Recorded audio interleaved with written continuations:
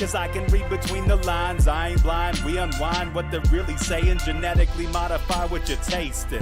Loan you that college promise, so now you live up in your mom's basement. Redesign time so your mind is always wasted. Programmed to crave the basics, keep the beta in stasis. Pay the state, kid, you're in debt for being born. Messengers are more than just the price for being warned. Don't be alarmed, disconnect from their machinations. Stop subscribing to the... What's up, sweet eternal balance of all that is good, true, and beautiful, friends? I just rolled in from a hot, long drive in which I learned that David Shiremeyer cannot meet with us tonight. And so I got home late and he couldn't meet anyway. So this is just kind of your reminder update, I guess, on what's going on. So things are not working out. It's like 90, I think it's 87 degrees in this house right now. We just rolled in, and so maybe it'll cool down soon, but not now. Right now, it's just hot as balls, and it's hot outside, too. We just had a really nice little family barbecue of a Sunday, which was cool. You know, people are starting to sort of stop fearing COVID so much, perhaps. I even got, I think, 3 or 4 hugs from people today. That was awesome. It was fun to feel normal and hang out with people, and so I enjoyed it immensely, even as hot as it was, and you know, it's good. It's good to be with peeps. If you haven't done it in a while, maybe you can get your peeps to hang out together. And we just, you know, some people didn't feel very comfortable with it, so we did like a garden party sort of thing, and that way if people want to social distance or feel safer being outdoors rather than like cooped up inside with possible germs or whatever, then that, you know, works out for everybody, I think. So that's how we did it, and we're doing it again next weekend, and hopefully you guys are all feeling the same sort of somewhat return to normalcy at least, and not the new normal, but just normal, like real normal, like, you know, how normal is, that normal. So Biggie Smollett in the chat says 87 is child's play. Yeah, I guess if you're from Texas, it might be, huh? I'm going to say what's up to Mateo. What's up, Mateo? Mateo got that awesome writing on rogueways.org that everybody has been checking out lately. It got dropped somewhere, dude. Hundreds of people have been visiting that article. It's awesome. Sometimes shit like that happens, and sometimes it keeps happening forever. Once people find it, it keeps going. So, Mateo, you may be famous someday. If you want me to link them to somewhere, let me know. What's up, Sue Finelli in the chat? Sue and I have been having number synchros forever. Lots of them today and lately. Lots of threes. I've been having triple threes all week. And so have a couple other people, so that's interesting. What's up, Donald? Donald, I don't know how to say your last name, but I love your art, and you as a human are an amazing being. If you guys want to go check Donald's art out, Donald's art is rad. I got some art from Donald. We swapped tarot reading for art, which brings me to, let me actually show you guys. I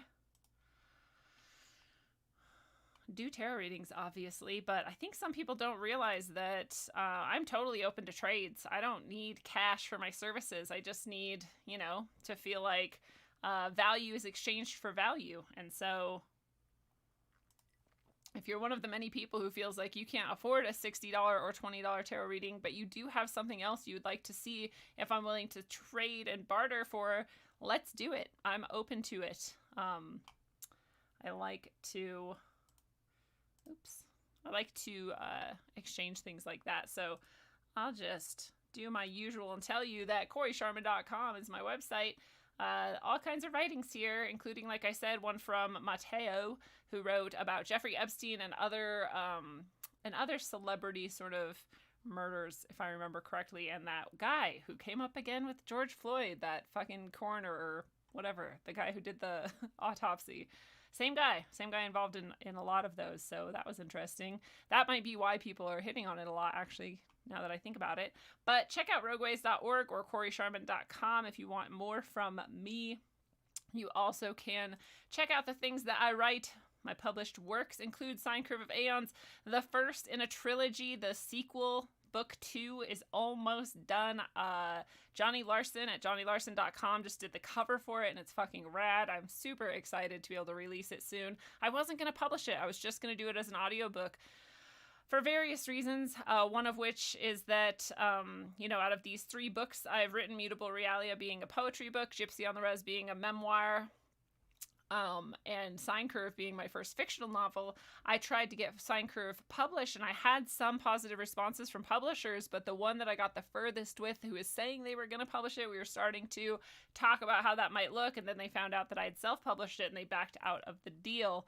And so I was not going to self-publish the sequel because I was going to see if I could get it published, but I just kind of am like, fucking, I don't want to deal with that again. This is really, really annoying to send your manuscript off to, 500 different publishers around the world and have most of them completely ignore you. But I'm told the fact that I got as many responses as I did at all is like a pretty good sign. Most people don't get even a single response because they don't have to. You could spend $80 to print out your manuscript and ship it to them, and they don't even have to acknowledge that they ever received it. So I did get a handful of responses, and I did get sort of far, like I said, with one publisher, but I just don't know if I want to go through that again. I'm kind of up in the air about that. So as of now, I'm leaning towards just self-publishing it again. But we'll see. Anyway, those are the books. The sequel coming out soon to Sine Curve. So if you're reading Sine Curve, or if you have read it and you loved it, you'll be very happy to read the sequel. The sequel, I think, is even better. I'm kind of, I just finished it, so I'm kind of attached to it. But I like it a lot. It's pretty rad. Tarot. I do lots of tarot readings. If you love tarot and you want to get a tarot reading, if you've never done tarot and you're wanting to know what it's like, if you are just struggling with something in life and you would like some insight or clarity, tarot is a fantastic tool to use for that. I use an amazing deck that incorporates 4 different, more than that, God, it incorporates almost all of the major occult or esoteric or religious traditions in the world throughout history. So it's a pretty amazing deck. It's rich with symbolism and meaning. And if you have been searching, this might be the thing for you. So check out tarot. If you want to buy a tarot reading, you can do it on that page we just looked at, or here on the shop page under classes in tarot. We also have merch. We've got Orgonite jewelry that I make. If you want to buy one of a kind, each piece is unique, never to be produced again.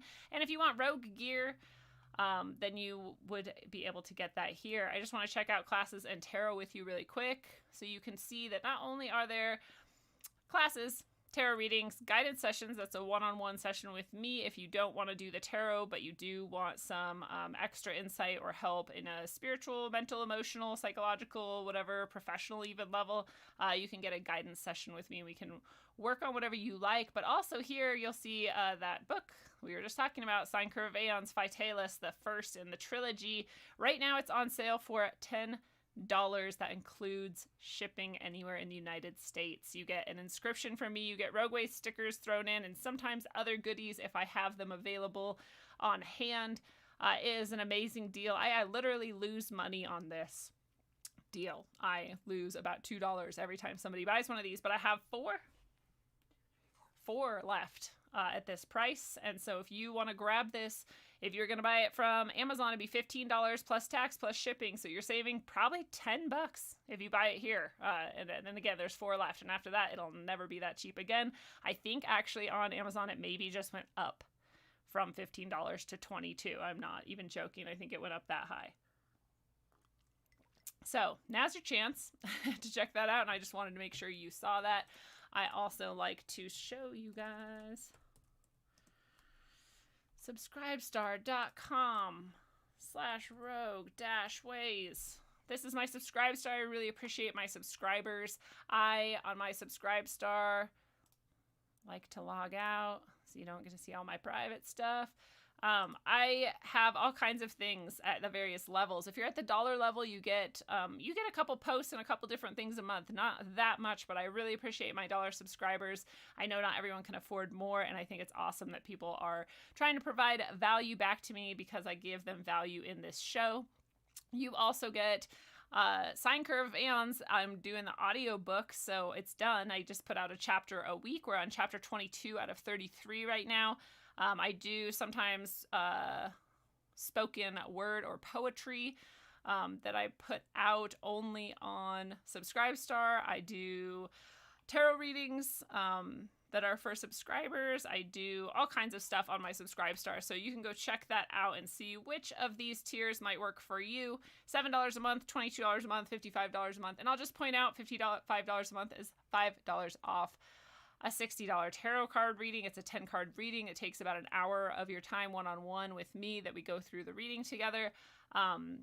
And so this is actually cheaper if you do it this way, where you get one a month. It's cheaper than just buying one at a time. Plus, you get access to all the Subscribestar content. So thank you so much to everyone who has subscribed. I hope if you're out there listening and you've been thinking of subscribing because you do find value in Rogue Ways, that you go do that today.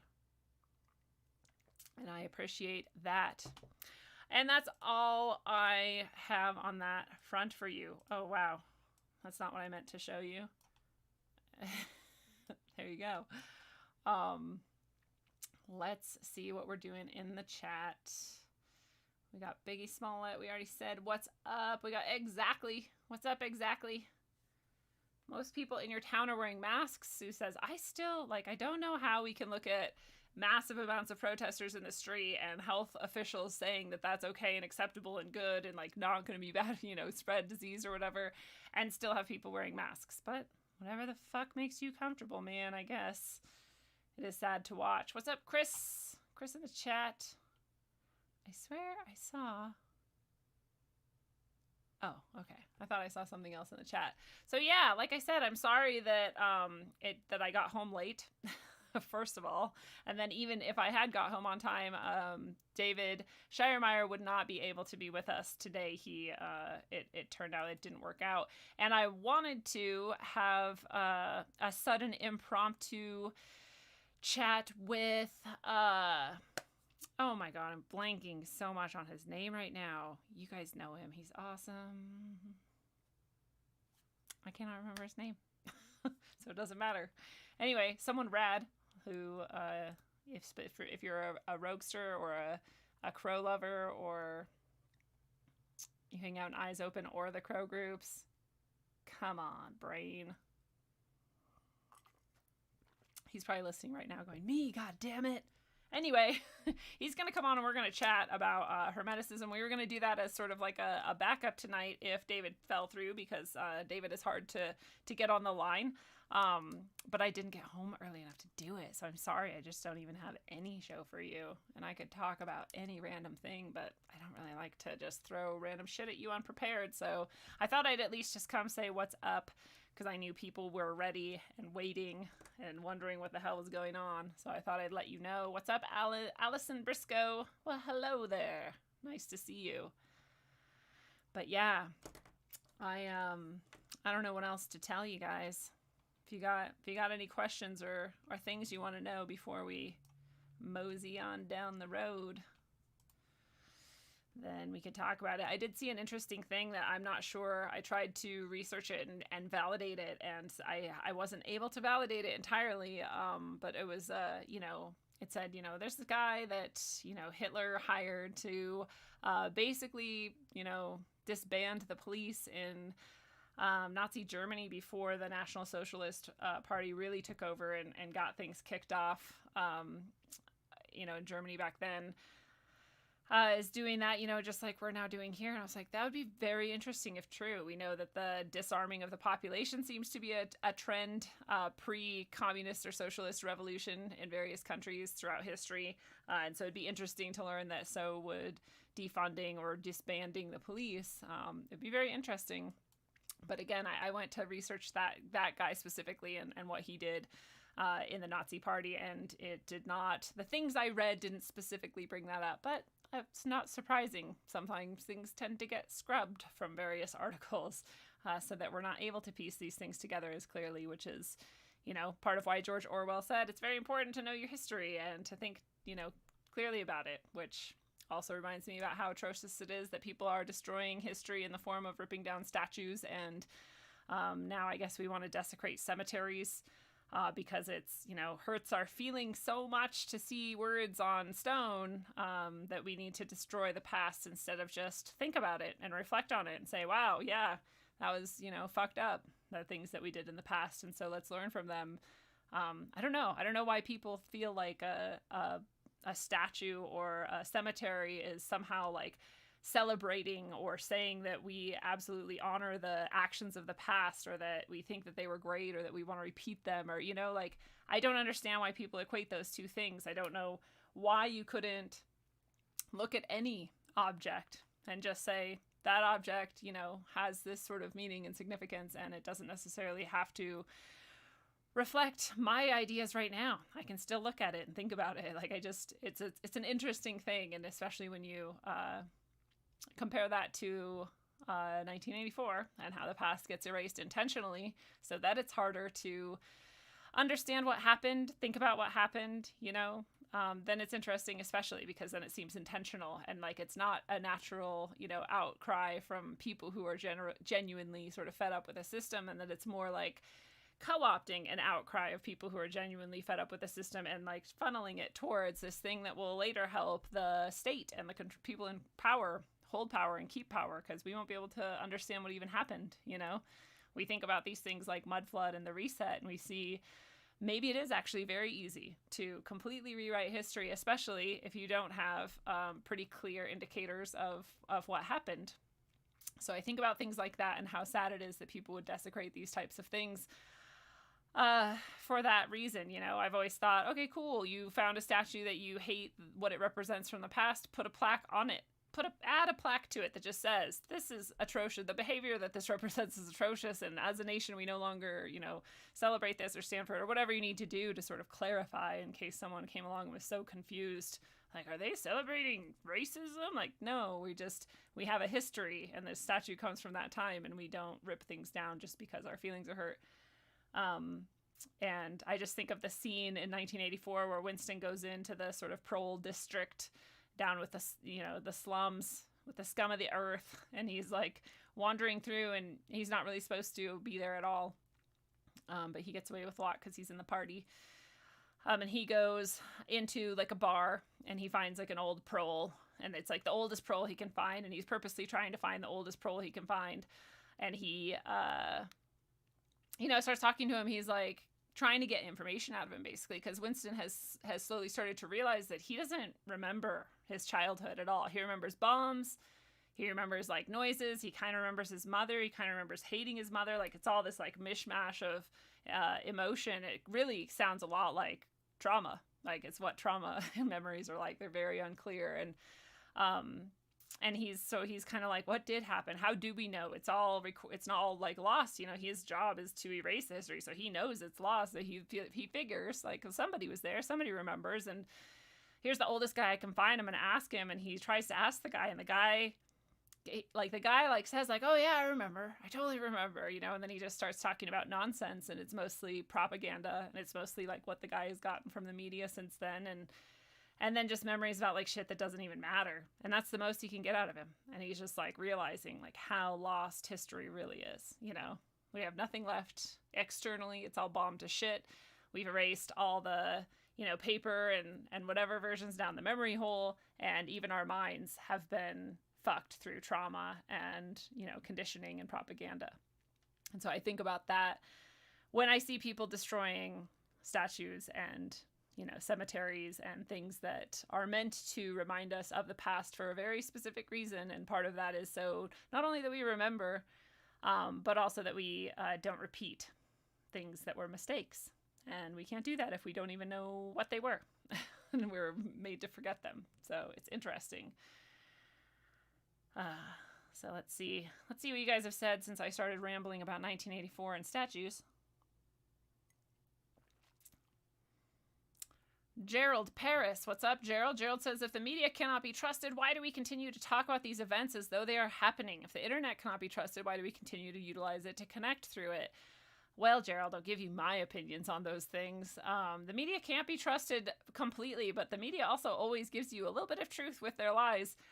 One of the things I like to point out about the media is that very few things the media presents are purely constructed. Most of them are piecing together bits of reality, you know, but they're giving it a spin. So you can always watch with an analytical mind and figure out what the spin is, and all you have to do is not buy it hook, line, and sinker, and then, you know, keep it always as like a maybe. Like, this is maybe. I saw some pictures, I saw some videos, I saw some people who think this, and those are all maybes in my mind. They're just pieces of a puzzle, you know? You don't take it as gospel, you don't take it as given and done and, you know, decided. So there's that. You also can leave it behind completely. It doesn't matter. It's just a personal preference thing, right? And then the internet, why do we continue to connect through it? I mean, I think at this point in history for me, this is a way that I've found that I actually can connect with and collaborate with and share information with a mass number of people more than I can in my personal life. And so while I can do good with it, I'm going to do good with it. As soon as I can't, I won't even touch it. And, you know, I try to be aware of the ways in which it also does me harm and mitigate those as much as possible. So that's my take on it. You know, there was an interesting part in a series that people may have read many years ago. It was called Conversations with God. It's a very interesting look at spirituality in the modern world. And he, you know, the premise is that this guy is literally talking to God and that God responds to him, and he's writing down his actual questions and, you know, whatever, and then God's actual responses. And whether you believe that's what actually happened or not doesn't really matter. You can still peruse it and, you know, kind of gather insight from it or whatever you want to do.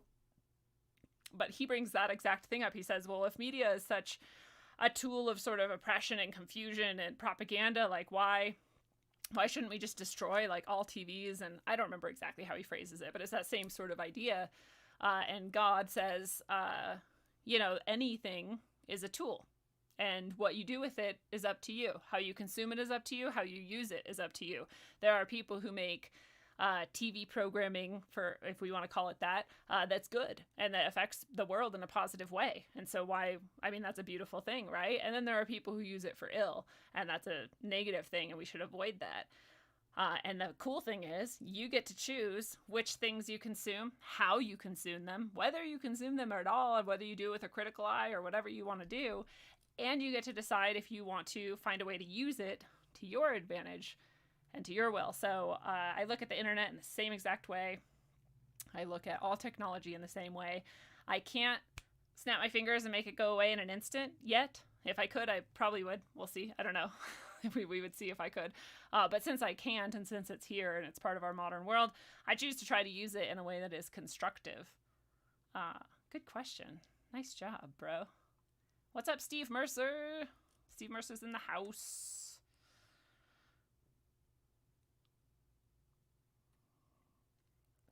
Chris says, I'm so sick of hearing the word racism. It's tossed around and has lost all meaning. If you're white or black, if you're white or not black, you're a racist. It's interesting. Racism and racist are tossed around a lot today. And it is interesting to wonder if it loses meaning with how easily it is attributed to people. It used to be sort of a weighty claim to make about someone, like that person's a racist, like that meant something. And now it kind of, you know, might mean as little as you haven't agreed to your, you know, privilege as assessed by someone else.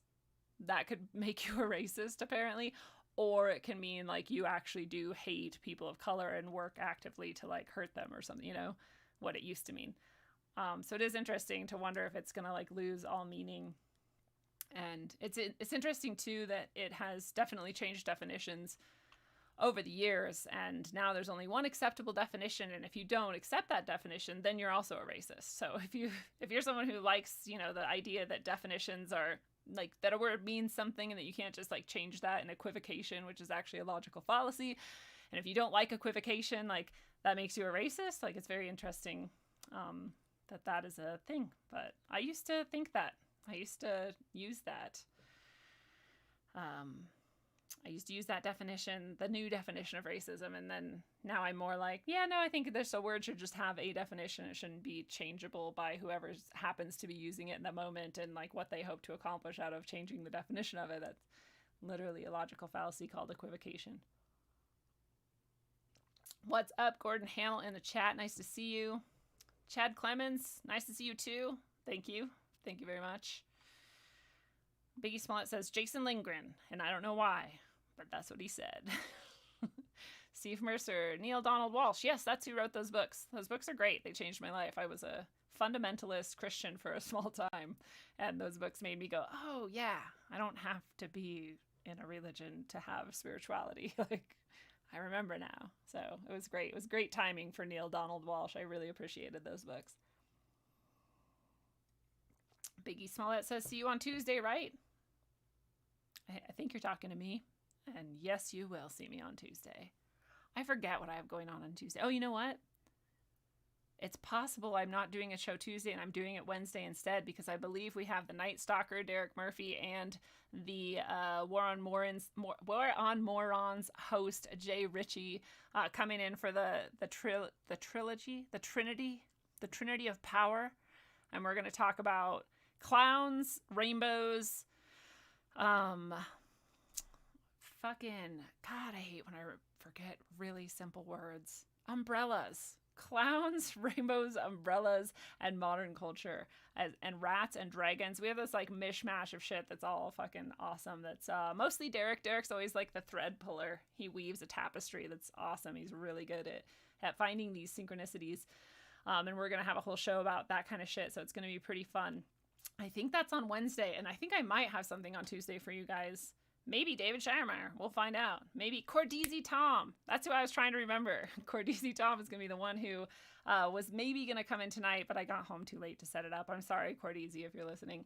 But he's going to be here one of these nights randomly, too. We're going to chat about Hermeticism and all kinds of fun esoteric shit. That'll be cool as well. And I have a ton of great shows coming up, but I don't have my phone in front of me, and so I can't even tell you who's going to be on soon, because things don't exist in my brain. They exist on my phone. Oh, that's right. Biggie Smollett is reminding me of a very sad thing. Apparently, the Internet Archive is in danger. I don't know how many people even know what the Internet Archive is, but it has saved my life so many times. The Internet Archive is not only a collection, a repository of like a public, it's like a public utility, dude. It's like a library. It's no different. It's a almost like this hacker collective has like created this repository of any resource that you can find. They have audio, video, text, like speeches, like everything that you might ever want to find in the history of the world, you can find on there for free. You don't have to have a membership. You can download any of it at your own risk. It may or may not have viruses in, like whatever, but it's there. Most of the ebooks I've ever had and read, I found on there, like a bunch of music, movies, shit that you thought the internet deleted is there. They have the Wayback Machine. The Wayback Machine, literally, my site was stolen from me by an asshole and taken hostage. My first version of CoreySharman.com, which is now also rogueways.org. I had that for like 6 years before I had this new one. And it got stolen from me and held hostage. And all of the content on it I had backed up, but for some reason the backup got corrupted. Like everything. All my fucking backups always. Anyway. A long ass story, but I was able to salvage much of my content using the Wayback Machine on archive.org, because I was able to go back to old versions of my site and literally copy and paste the text of all of the various things I had written on there. I had tons and tons of articles, mostly about AI and robots and the robocalypse, which I believe is a term that I coined, but no one would ever give me credit for it. I was able to get a bunch of that and salvage it, and there's still a bunch I lost, which is sad, but very cool service to provide. The Wayback Machine can find shit from sites that have been long gone and expunged from the internet, but still exist on the Wayback Machine. It's an amazing resource, basically, and I'm very, very sad to hear that it might be in danger. Of course, I've always wondered why it's allowed to exist, but I wonder if it just flew under the radar for long enough, and now they've sort of realized that it's there and that it's providing all this free, awesome resources to anybody who wants it, and it's unedited. It's not like Wikipedia and all these other things that like are sort of become like infiltrated and owned now by nefarious forces. It's remained seemingly pretty pure and good all these years, and so I guess it's now under fire somehow. I don't know a lot about it, but it is, I guess. Biggie Smollett with the super chat. Thank you very much. I appreciate it. Gregory May, nice to see you here tonight. Lemon character raising both his thumbs up. That's the super chat tonight from Biggie Smollett, which I appreciate very much. Yeah, let me just see. Maybe I can find archive.org. At least show you guys it if you've never seen it, and maybe they'll say on there if there's something going on with it. This is archive.org. Nonprofit library of millions of free books, movies, software, music, websites, and more. How can you help the Internet Archive? That's cool. They've got collections of stuff just like a library would have. You can go click on various collections of things and check it out. It's awesome. You could like browse around here forever. I mean, there's just like infinite. This place is huge and I love it so much. I have donated money to them before. I'm going to show you the Wayback Machine. Let's go to CoreySharman.com. 2013. Let's see some early iterations of the site. So you type in the site, it brings you to the calendar. You click on a day that has a blue circle on it, and that shows you that they have archived something from that site for that day. And then you hover over it, you find the timestamp. Sometimes there's like multiple in a day, sometimes there's only this one. And you can go to it, and it shows you exactly how that site looked at that day. This can be really handy when you see various different sources changing their tune or things that have, like I said, been expunged or deleted. And sometimes you can click on these and sometimes you can't. Kovac. I don't even remember, half this shit, but this is my old site. Systems were made to be broken was my tagline. Oh, right. This is about a robot that was able to do the horizontal bar.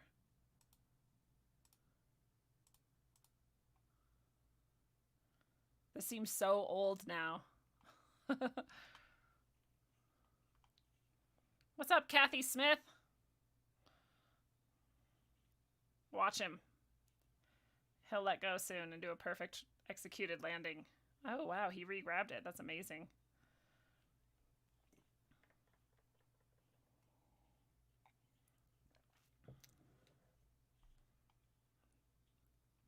So that's pretty amazing. I just used to write a lot about robots. See? Robocalypse is one of my biggest tags. Robogeddon, Gnosticism, levitation. There's 2 levitations. Oh, right. I remember this is quantum levitation. Just a collection of things I'm interested in, basically. Anyway, so that's one of the cool things that the Internet Archive has is this Wayback Machine. You can go to all kinds of stuff. So obviously my newer version of the site is very different, but all these snapshots can be handy. And like I said, oh, this is before my font was changed. Interesting. Oh no, there it goes. You can do this for any site, but also, like I said, there's all these, books. You can search for anything. If you want to give me an example, you can find it on here. Let's see if Frankenstein, that's probably in the public domain anyway, but they've got the movie, they've got audiobooks, they've got the actual ebooks, like images, art, just all kinds of shit. It's amazing. If you've never explored the Internet Archive, you should. And if they are indeed in trouble, I will personally do everything I can to keep them out of trouble. I guess they're probably being attacked for copyright claims, I'm guessing, but I hope that they do better than, sorry, I keep doing this, showing you my OBS background. I hope they do better than, for example, Pirate Bay at keeping themselves out of trouble and in action, because we need them. We need people like them around. So yeah, I got not a lot else for you guys. I'm trying to think if there's anything else that has come to mind lately that's just been randomly floating about. But yeah, I didn't really plan to have anything else except David Shiremeyer. And again, if you haven't seen David Shiremeyer's stuff, I will be very excited. I've been trying to get him on the show for like a year, and it's not that he doesn't want to, it's that for whatever reason, it's very hard to connect. And so, but his type of cymatics that he does are probably unlike anything you've ever seen. I mean, I can't explain it because I'm not a scientist, but he does like bubbles and like, it's not water. It's like basically just bubbles and colors and various different types of methods of inserting the audio wave into the substrate, and just awesome stuff that is incredible looking. And then what's really cool too is he makes cool stickers and other things out of the images that he gets from his cymatics work, which is also fun because then you can put cymatic shit all over your stuff and it's beautiful. So hopefully he does come on the show sooner rather than later. Hopefully sometime in season 4 at least. I've literally been trying to get him on since season 1 and we've been trying to make it work since then. It's just we just never are able to make it happen, but maybe next time. So I guess I will start to sign off. Let me just, man, I wish I had my phone and I could tell you guys the people who are coming up, but I don't. Fuck it, let me see something.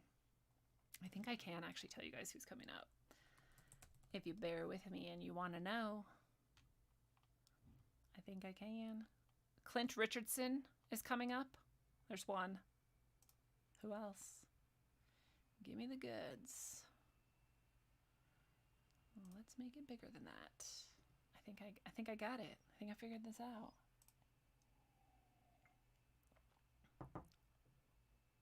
What? Oh, well, we're in May, so that doesn't help. I got my concealed carry for Colorado yesterday. Or rather, I finished my class that I need to in order to go and apply for my concealed carry, but I will soon have my concealed carry for Colorado. I had it in Washington, and then I moved here, and they don't have reciprocity, so I have to get another one. So I'm going to get this one, but this one's good in 38 states. So I feel like with Washington's and Colorado's, I'll be like good in most states, which is pretty cool. So yeah, we've got Wednesday, like I said, instead of a Tuesday show. I might hop on Tuesday and talk to you about some things like I did tonight, but the real deal is coming on Wednesday. It's a weird night for Rogue, but that is the night that works for Derek and Jay, so we're gonna do that day. It's gonna be cool because they're rad. Derek always brings it. Jay always brings it. If you haven't yet checked out War on Morons, you are missing out. Jay is hilarious, and so is his lady. So that is fun. We've got Michael Wan coming back on the 21st to round out his stay at the church that we talked about last time we saw him and tell us about whatever it is that has happened and he's discovered since then. He always is on to some amazing synchro-mystic connections and really cool experiences, so that'll be excited.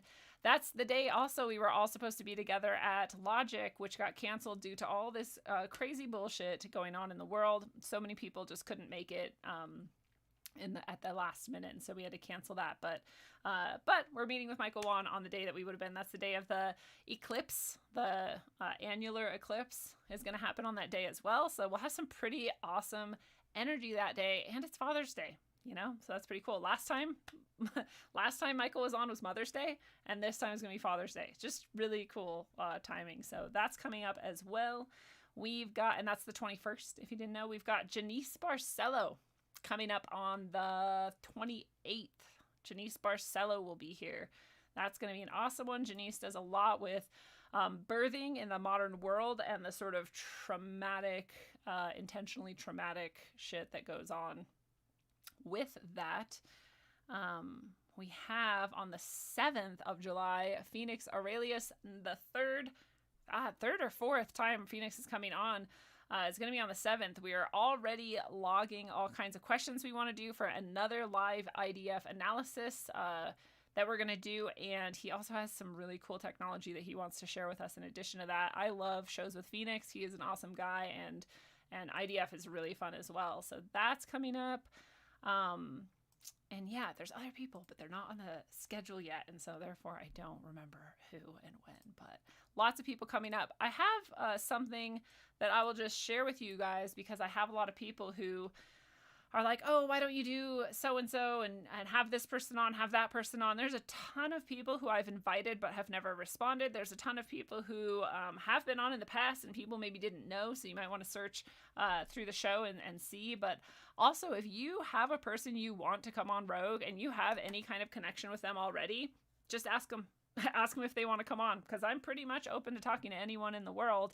I will talk to even KKK members, because I like to get people's perspective on things, and that doesn't mean that I agree with them. It just means that I love to talk to people, and I like to help expose aspects of things that exist in the universe. And so I'm not actually suggesting that you go find KKK people for me to talk to. It's just an example of how some people might not want to talk to some people, but I pretty much want to talk to everyone. So if there's someone who you love and you think it'd be fun to have them on Rogue and you have a connection with them, ask them if they want to come on, and then let me know and we'll make it happen. So especially if, it's someone who is hard to get a hold of and you have an in, that would be rad. But lots of people who are in the shoot coming down for season 4. And so we'll see. It's going to be a fun time. Also, if there's things that you want to hear me talk about, I have a list of shit that I want to get through. But if you have an interest in something and you want to hear my take on it or kind of see what comes out of that, then let me know your topic suggestions, because I also am open to that. And then I'll just leave you guys with that. So sorry that it didn't work out tonight with David, and stick around for whatever comes up Tuesday and for the extra awesome episode that we're going to do with Clown, Rainbow, Umbrella, Rat, Dragon, whatever the fuck, that's going to come out of Wednesday with Derek and Jay. It's bound to be awesome. Whatever, Derek and Jay always bring it, and you know that if you've been watching Rogue Ways. So that'll be cool. Wednesday night, a special edition of Rogue Ways. And finally, if you didn't catch me on Lighting the Void, that was a fun episode. If you want to go find it, I think now I can probably find it on YouTube, and so can you. I will start posting it around.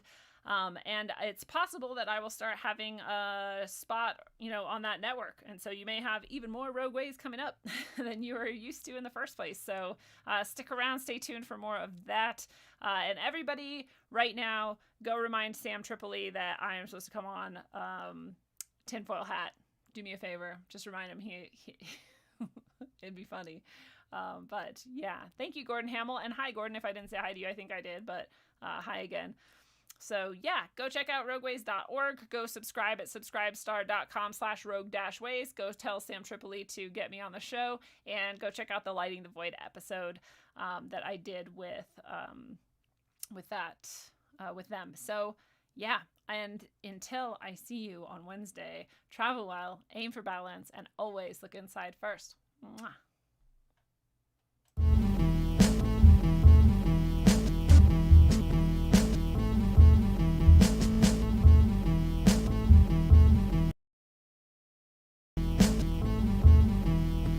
Nasty motherfuckers with a hook and a sickle. Brought to you advertisement, bone plated nickel. Fire rate automatic smash from the get-go. Snack on the whack, fermented flesh disco. Abracadabra, archaic altars don't slabber. Hey, making jabbers with reality backwards. Hunting rap nerds, bodyguard collected actors. Munitions are famished, let them feast upon the dapper. Bloody bibs and muddy kicks, feasting on amygdala. Iron fist, tyrant shit, APO will rip you up. The rhyme rainmaker, vein style backbreaker. Genghis-Khan depleted uranium satellite lasers. Cloaked in anonymity, I know you never heard of me. No rusted tools used for Crowley style surgery. Dissect a whole set, God body. God taught me to dissect the whole body. When it gets sloppy, I'ma get there. Rhymes rare like steak, get crushed like crates to create 52 states. And it's Baghdad, dusted towels, no rags. Straight milk dash, dust to ash. Turbans while the niggas perkin'. It's on purpose, my service touches the sun's surface, and rainbows touch serpents. My light all night shines so bright. I'm a star for eons, Hollywood's for peons, cause they try to copy the same shit we on. Hey, I ain't done yet, lungs depleted and can't breathe, can't believe it. Trying to seek it while trying to peep it, it's a secret. Now you're nobody, label somebody, trying to claim John Gotti. It's yours truly, God body.